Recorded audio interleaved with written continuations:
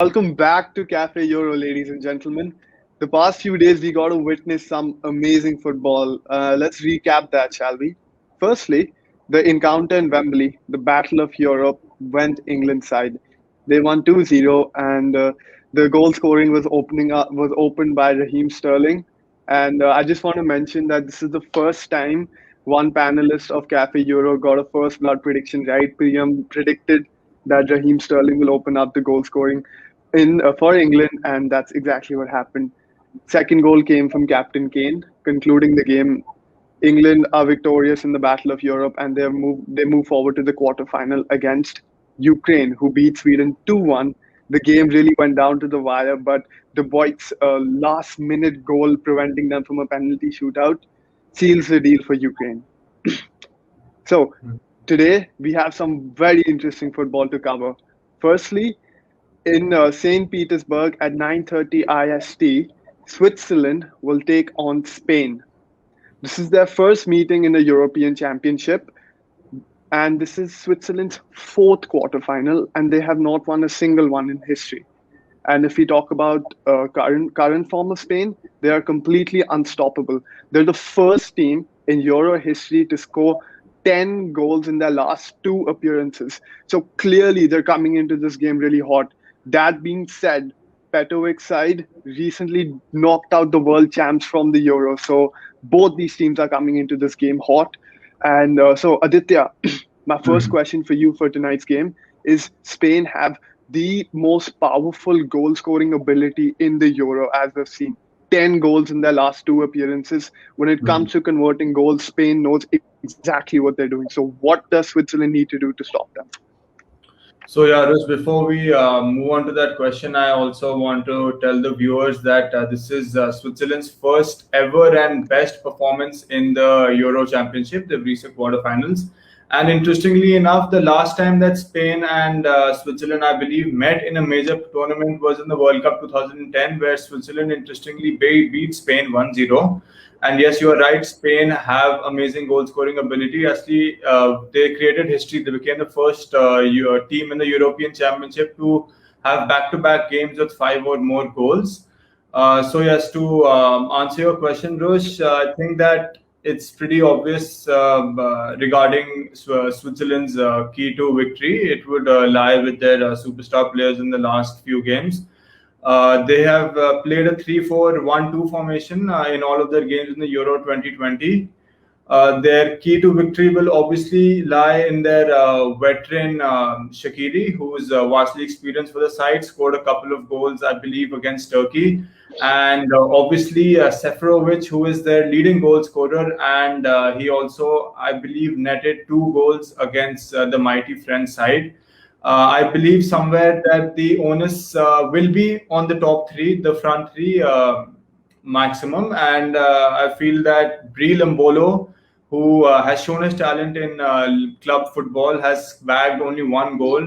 And given the fact that the Swiss captain Granit Xhaka will be missing out the encounter in all likelihood, we'll probably have Zakaria in his place. But mainly to answer your question, I think there'll be a lot of onus on the front three of Spain, or front three of Switzerland, in surviving against the Spanish and possibly edging a victory. Wonderful input. That's true. Zaka is missing, so it'll be really hard for Switzerland to fill the gap. I think losing a player like this in such an important encounter won't be pleasant for the Swiss side.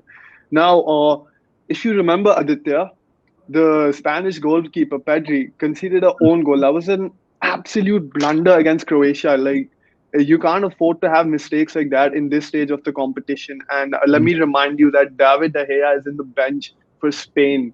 So, in your opinion, who do you think should start as a GK today for Spain? Good question, Rosh. I'm going to have to go with Pedri, although I have been a pretty big fan of David De Gea, simply because, yes, he did score that own goal, and it was quite a blunderous error. But at the same time, he has been a trusted goalkeeper for Spain, and actually there were 2-3 instances where he had, I believe, he made that double save against Croatia. Despite that own goal, I think that leaving that aside, he had a pretty good performance. And yeah, somehow I think that Luis Enrique will stick with Pedri in goal. I agree. I mean, it was a big blunder, but he clearly made up for it by making some fabulous saves that night. Mhm. But let's talk a bit more about the goalkeepers because we don't give defense and goalies enough importance in our show. So, Addy, we've seen most of the Euro games go down the distance. France Mhm. and Switzerland had a penalty shootout. It's very plausible that Spain and Switzerland would also go down to a penalty shootout. Now, if you remember what the Dutch did in 2010, in 2014, I apologize, they Mhm. subbed in Krul just for the penalty shootout. So now Mhm. back to Spain's goalkeepers. And Krul was wonderful. He made 3 saves over there. That's almost setting the record for most saves in a penalty shootout. So Mhm. my back to the goalie question. In case of a penalty shootout, should Pedri stick? Should Enrique bring Pedri in? Should Enrique bring David De Gea in place of Pedri? So that I think Rosh, I personally think he will not sub Pedri out even if it goes to penalty shootout. But that also depends on the relative performance that Pedri has put in the game as to whether or not he will be substituted out for David De Gea. But in all likelihood, I believe that Pedri is being backed by the national team, being backed by Luis Enrique, and yeah, I think that if it were to go into a penalty shootout, we in all likelihood we would see Pedri in it. Mm. Wonderful input. I mean, with all that being said, it's just such a shame seeing a player like David De Gea in the bench, but that just goes to show how competitive this Euro 2020 is. Every squad has such a dense lineup that even great talents need to spend their time in the bench. Mhm. So, concluding Spain versus Switzerland, do you have a first blood prediction? Yeah, I do have a first blood prediction, Rush, but before that, I thought that I would give out some stats for our viewers. If we look at the last game between Spain and Croatia, we can safely say, sorry, that Spain ने Croatia को काफी dominate किया था सारे major stats में 23 shots against Croatia के 12 shot 68% possession Croatia का 32 883 passes Croatia की 427 और 89 पास accuracy versus Croatia 81 and Spain के 8 कॉर्नर थे क्रोएशिया का केवल एक and and speaking of Spain's front three, I believe that the first blood will be done by, I believe, Pablo Sarabia. He has found pretty good form this year. I think he scored 1 or 2 goals in the Euro, but I expect big things from him today. So yeah, my first blood prediction will be Pablo Sarabia. Wonderful input on that, and thanks for enlightening us with those stats. But Addy, my first blood prediction, I'm not going to give it to Spain. In this Euro, we've seen many times the weaker side usually ends up taking the lead. So my first blood prediction will be Zerdan Shaqiri from Switzerland. Okay, interesting. All right, so now let's move on to the second encounter of the night, which will be played in Allianz Arena, Munich, Germany. Belgium versus Italy. Oh my God, this game is practically a final. So this is the fifth meeting in a. This is the fifth time these nations are meeting in a major tournament, and I think for this game, let's not discuss history. Let's just look at their current forms. The Red Devils are the number one rated team in FIFA.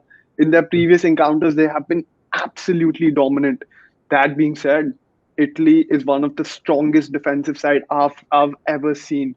And Mhm. I'm of the opinion that teams that can defend well usually end up winning the goals, winning matches because their attack will find a way to convert those goals. It's all about stopping the goals, and Italy is wonderful at that. So Belgium have been sticking with the 3-4-3, and to stop this almost unbreakable Italian defense, do you think they should stick with that, or any other suggestions you would give?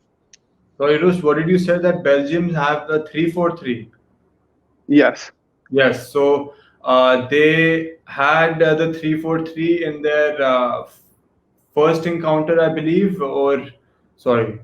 Yeah, so I think that they will rely on their 3-4-2-1 formation. It seems to be their winning formation. The last 3 games they have opted for the 3-4-2-1, leaving aside their first game against Russia where they opted for a 3-4-3.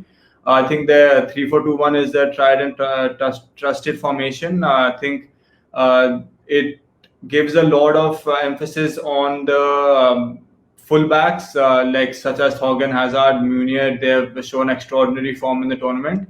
So Hmm. yes, I think that this will be a winning formation for Belgium. They will stick to it, and yeah. Yeah, so a key thing about this formation is the isolated striker Romelu Lukaku, who's been absolutely wonderful this season. And dear Belgium fans, please don't panic about what I'm about to say. We have no confirmed news on it, but Kevin De Bruyne and Eden Hazard were both subbed out during the Portugal game for injuries.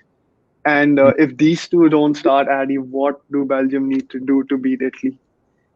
In case Yes, we don't have De Bruyne and Hazard today. yes, which I agree that is quite a concern for Roberto Martinez's side. Having superstars such as Eden Hazard and a masterful playmaker KDB out of the field. But if that happens, I believe that so basically KDB and Eden Hazard, they are the two in the 3-4-2-1 striker in the 3-4-2-1 formation. Lukaku is obviously the one, and both of these guys are the two. So I think that the two players who will be fulfilling the role of attacking midfielders would be Yannick Ferrero Carrasco and Dries Mertens, who both are pretty exceptional players, very speedy players, and I think that they will partner alongside Lukaku in the front three if we don't see KDB and Eden Hazard not start today. Wonderful. Yeah, it'll be really hard to fill the gaps between KDB and Hazard. They've been the superstars for Belgium for the past 3, 4 years at least. So, anyway, Addy, I know this will be really hard to predict, but what do you think the scoreline would look like? So I think that we can expect to see Belgium 1 and Italy 2. I think Italy will edge over Belgium in today's encounter. So yeah, that would be a predicted scoreline from my front. Because Italy have only conceded one goal this tournament, and you're saying they're going to concede another one tonight. But unlike you, I have a feeling that Belgium will take this game 2-0. I just have a strong feeling. I've been watching the Red Devils play a lot, and in a game like this, a game that matters the most, I think they will pull through. And we've seen Belgium when they're down 2-1 against Japan, the way they bounce back. So I think Belgium have the ability to play under pressure, which unfortunately we're seeing in this Euro. Many players are falling under pressure, like Kylian Mbappe recently, and also Thomas Muller. So when it comes to playing under pressure, I think Belgium is really strong. Yes, and speaking of Italy, also they have some good news.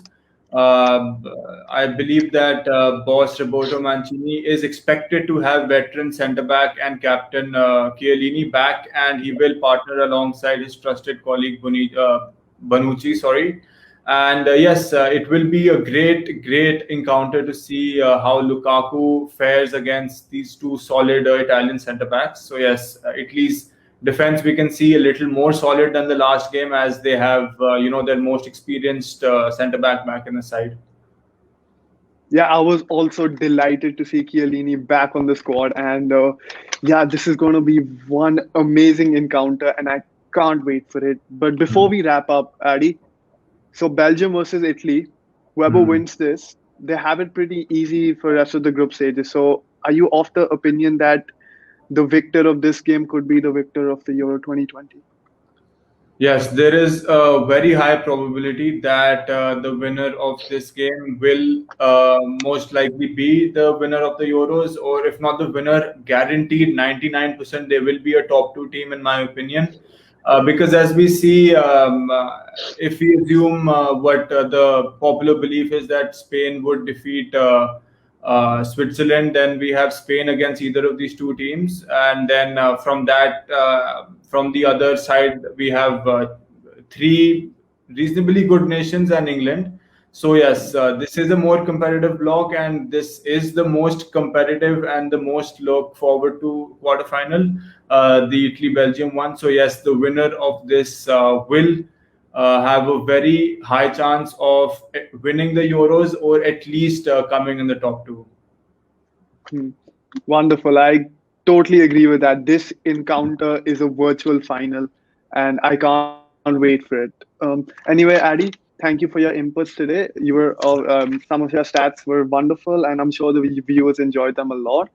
And with that being said, we'll conclude the show for today. We will be back tomorrow to cover the remaining quarterfinals. Okay. Thank you. Thank you.